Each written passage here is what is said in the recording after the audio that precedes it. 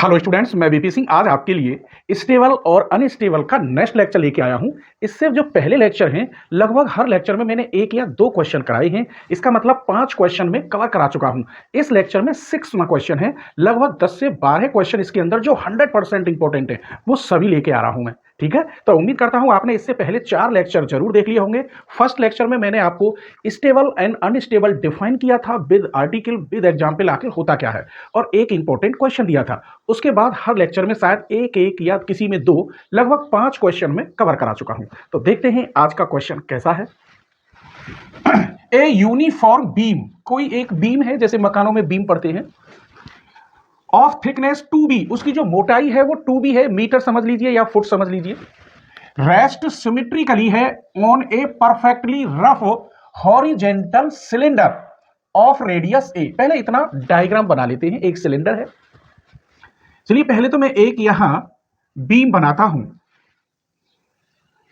जिसकी thickness 2b है, और यही मैं एक सिलेंडर का रूप देता हूं।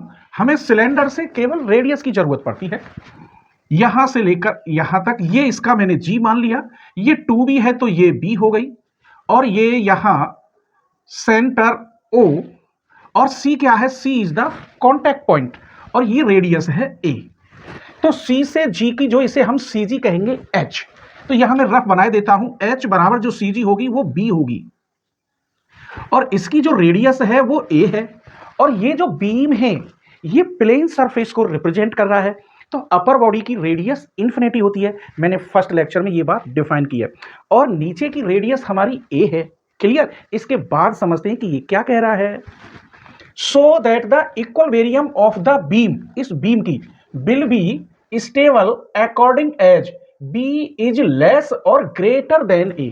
तो इसके अंदर जो मैं कंडीशन लगाऊंगा स्टेबल की, वो लेस देन और ग्रेटर देन वाली लगाऊंगा। फिर देखते हैं क्या जो b है ये इज लेस देन और ग्रेटर देन है a की या नहीं, ये मुझे प्रूफ करके दिखाना है। ठीक है, अगर ये क्वेश्चन आपको पसंद आए, पूरा मजा आए, एक एक पॉइंट समझ में आए, तो प्लीज अपने फ्रेंडों को आप जरूर शेयर करना। ठीक है, आप अपने एक फ्रेंड को मेरी वीडियो अगर शेयर कर देंगे तो मैं समझूंगा कि आपने मुझे दक्षिणा दी है। और हाँ, एक बात, मैं ये स्टेबल और अनस्टेबल का पूरा चैप्टर करा रहा हूँ। 12 से 15 क्वेश्चन तो बुक में कुल ही हैं, लेकिन उनमें से 10 क्वेश्चन कम से कम जो इंपॉर्टेंट है, हर साल आते हैं, उनमें से एक क्वेश्चन वो मैं कराऊंगा। और इनमें से अगर मैंने 3 क्वेश्चन मेंबर्स के लिए दे दिए और वो क्वेश्चन फिर आपके नहीं होंगे, और सपोज करो उनमें से ही पेपर में आ गया, तो इसीलिए मैं आपको पूरी मैकेनिक्स, स्टैटिक्स और डायनामिक्स पूरी डिफाइन करके दे रहा हूं। तो प्लीज आप चैनल की मेंबरशिप ले लीजिए। 399 रुपये कोई बड़ी बात नहीं है। ठीक है, जिससे कोई भी क्वेश्चन आपका छूटने ना पाए। और बुक मत खरीदिए आप, मैं सारे क्वेश्चन लिखता हूं और डिफाइन करता हूं। आप भी अपनी रजिस्टर पर ऐसे ही लिखिए और डिफाइन करिए। चलिए करते हैं इस क्वेश्चन को सॉल्व। जो मैंने इसके अंदर बनाया है वो यहां छोटा सा लिखते हैं। तो सॉल्यूशन तो हमारा ये चल ही रहा था। ये जो सी है, मान लीजिए let see is the point of contact of beam and the cylinder.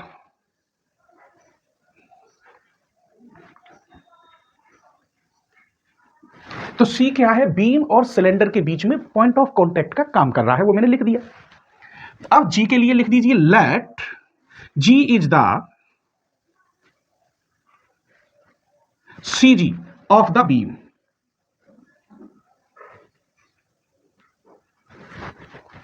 इसको तो क्रॉस सेक्शन एरिया जो है इसे लिखिए the cross section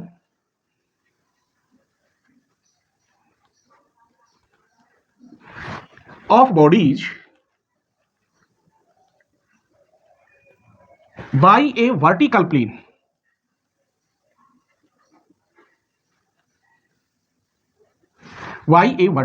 through C. जो क्रॉस सेक्शन है वो किससे सी कर रहा है, थ्रू सी से, ये वाला। इसका मतलब ओ सी जी एक वर्टिकल एक्सिस हो गई, ये बात भी लिखते हैं। And O C G is a vertical axis, vertical plane कह दो। अब इनकी रेडियस, ऊपर वाले की रो 1 मानता हूं, let rho 1 be radius of upper body that is rho one equal to infinity, क्योंकि ये प्लेन सरफेस को रिप्रेजेंट कर रहा है, ठीक है। तो इसकी क्या होगी रेडियस इनफाइनाइट। इसकी ए है rho two the radius of upper body, that is rho two equal to radius कितनी है इसकी ए है। अब इस सीजी को लिखते हैं एक लाइन जो कि एच बराबर क्या है, यहां बी है सीजी। लेट एच क्या है, the height of CG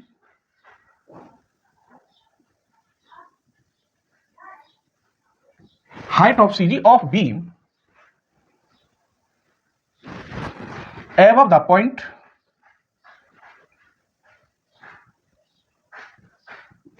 above the point of contact,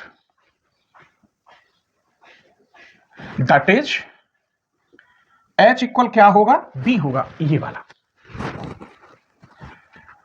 now the equilibrium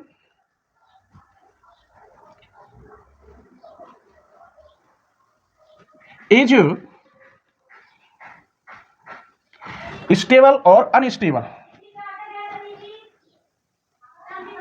if, क्या शर्त होगी, दोनों शर्त इसमें, क्योंकि यहां लेस और ग्रेटर देन दोनों कह रहा था, तब होता है 1/h इज ग्रेटर देन होगा स्टेबल के लिए या लेस देन होगा अनस्टेबल के लिए, रेडियस 1/ρ1 प्लस 1/ρ2। तो 1/h इज ग्रेटर देन या लेस देन 1/∞, इसकी वैल्यू 1/∞ करते हैं 0 और ρ2 की वैल्यू a। इसका मतलब 1/h इज ग्रेटर देन या लेस देन 1/a। इसे अगर ऊपर ले जाते हैं तो ये साइन चेंज हो जाएंगे, ये ग्रेटर की जगह पर लेस देन हो जाएगा और लेस देन की जगह पर ग्रेटर देन हो जाएगा। यही आपको प्रूफ करना था, b इज लेस देन और ग्रेटर देन a। b की जगह पे आप वैल्यू रख दीजिए, b इक्वल क्या है, h है, तो यहां एक लाइन और लिखे देते हैं, this implies b is less than और ग्रेटर देन a। अब ये पूरा प्रूफ हो गया, h की जगह पर मैंने वैल्यू रख दी। तो देखिए इस क्वेश्चन में कोई बड़ी बात नहीं थी, छोटा सा था, लेकिन जब ये डायग्राम बनाते तो ये लिखना होता है, इसी पे तो एग्जामिनर कम से कम 5 नंबर देगा। अभी एक क्वेश्चन और बताते हैं आपको, ठीक है, आप स्क्रीनशॉट ले लीजिए।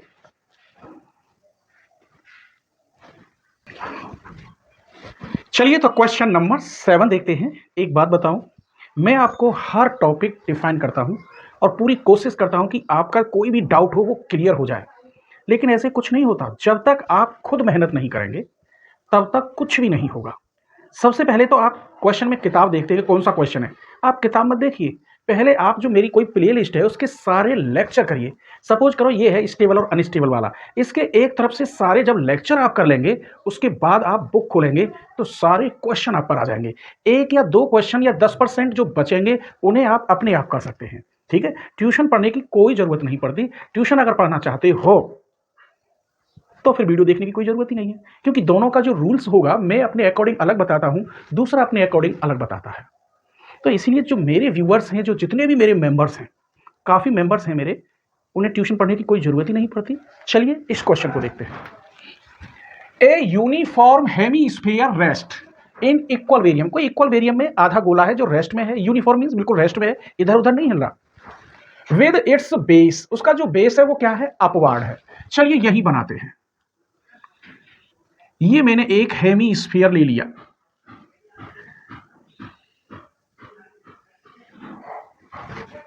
On the top of a sphere of double its radius. अगर मैं ये कहता हूं इसकी रेडियस r है, तो दूसरा जो स्फीयर है जिस पर ये रखा है उसकी जो रेडियस है वो 2r है, ये कह रहा है। तो चलिए यहां हम कह देते हैं इसका cg सेंटर ऑफ ग्रेविटी, ये c is the point of contact, ये हमारा o। इसकी हेमीस्फीयर की cg आप जानते हैं, अगर इसकी रेडियस r है तो cg होती है r माइनस 3r/8, ये cg होती है, ये मैंने बताया है। हेमीस्फीयर की cg कितनी होती है, 3a/8 जब a रेडियस हो, तो ये हो गई 5r/8। और इसकी cg तो आपको पता है जब पूरी कितनी है 2r, तो इसकी cg r हो जाएगी। इस ऊपर वाले का वेट कह रहा है, कुछ देखते हैं क्या कह रहा है, so that the greatest weight, which can be placed as the center of the plane face without rending the equilibrium is unstable, is 1/8 of the weight of hemisphere। अगर मैं इसका वेट कैपिटल W मानता हूं तो इसका wait small w, तब इन दोनों में जो रिलेशन होगा 1/8 का रिलेशन होगा। तो जो मैंने ये बनाया डायग्राम, इसके लिए 2-3 लाइनें हैं, उन्हें लिखते हैं। 4 लाइन हो 6 हो, उससे क्या फर्क पड़ता है, तभी तो नंबर मिलेंगे आपको। चलिए हेयर सॉल्यूशन तो मैं यही लिखे देता हूं, ये सॉल्यूशन में ही आता है। Here a Hemy sphere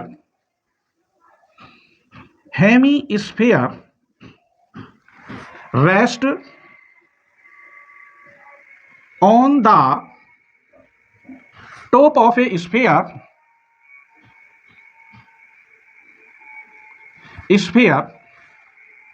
the base of a sphere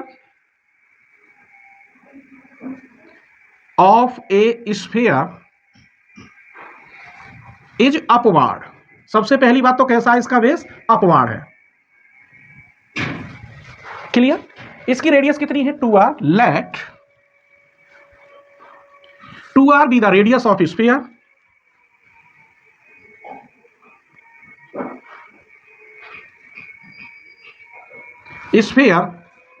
and r is the radius of hemisphere।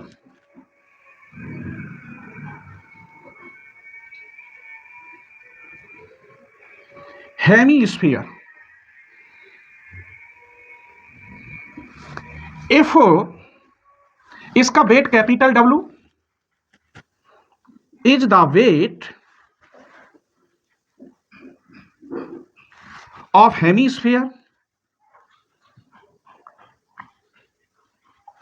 and small w is the weight placed at the center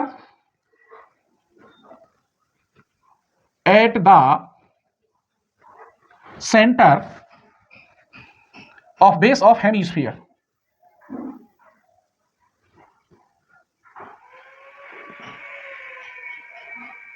sphere. Clear. इसकी रेडियस ρ1 माने लेते हैं। क्या माने लेते हैं, ρ1। Let ρ1 be the radius of upper body, that is ρ1 equal r, और ρ2 be the radius of lower body, that is ρ2 equal to 2r। CG जो h है वो इसके बीच की दूरी है C, और G में क्या है, ये CG है, height. Let h is the CG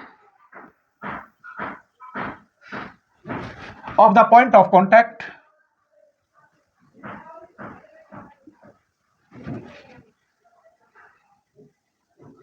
and OCG क्या है, वर्टिकल एक्सिस।